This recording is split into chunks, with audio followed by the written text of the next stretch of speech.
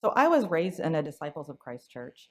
I started with attendance at Floyd's Knobs Christian Church with my grandparents. They were pretty instrumental in everything about that place, from physically to spiritually. It's a very small congregation if you're not familiar with it. As I got older and we spent, less weekends kind of spending the night and the weekends with my grandparents, my eventual baptism and membership was with Tunnel Hill in Georgetown. We lived just down the street on Yenawine Lane, and it was close and easy to get to. It was at Tunnel Hill where I started being a part of a youth group and a ministry. There were plenty of other kids that were the same age as my sister and I, and there were lots of adults that were invested in the youth in the congregation. We started attending church camp and made friends from all around the state.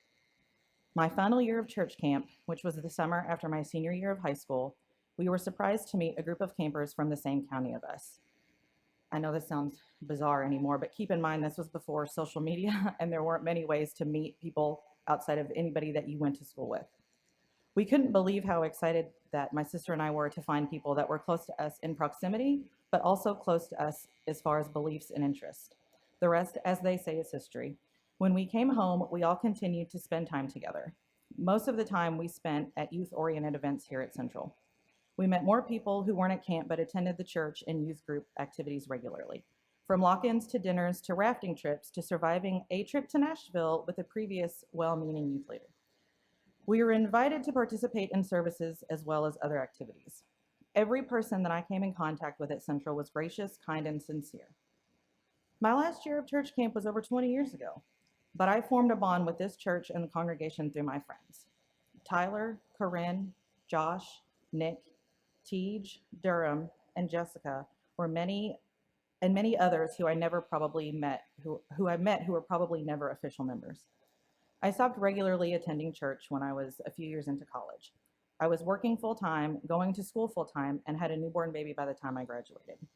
But I will never forget the first time I returned for a service here at Central after that hiatus.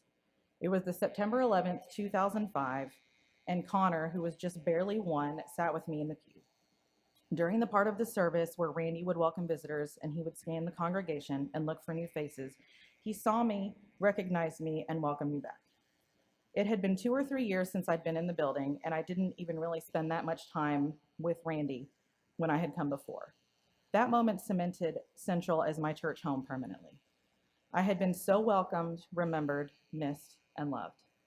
And less than 2 months later, I transferred my membership from Tunnel Hill to Central.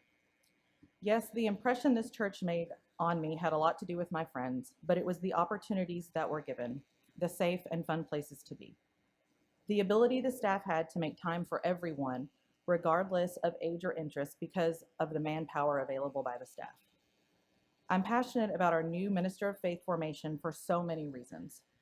It will provide us with the ability to have more touches on more people, to form more meaningful relationships, and an expanded set of talents. While this isn't the only function of our new staff member, our congregation has taken a deliberate step in saying that the youth of this church are important and are quite literally putting our money where our mouth is. I pray that we are going to set this staff member up for success along with our youth. I have often thought how dismayed I am that my children don't seem to have the same relationship with church and Christianity that I do. Then I remember that I didn't really find the perfect church home until I was in my 20s, and that there is still time for them to see a program that also places their interests on the list, that engages the older youths, even when most of that engagement is met with silent snark or Snapchat.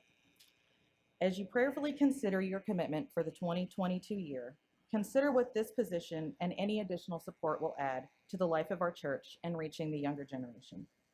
Through messaging, activities, learning, and participating in the worship, all members, current, future, and maybe even past, can find a place where they too are welcome, remembered, missed, and loved.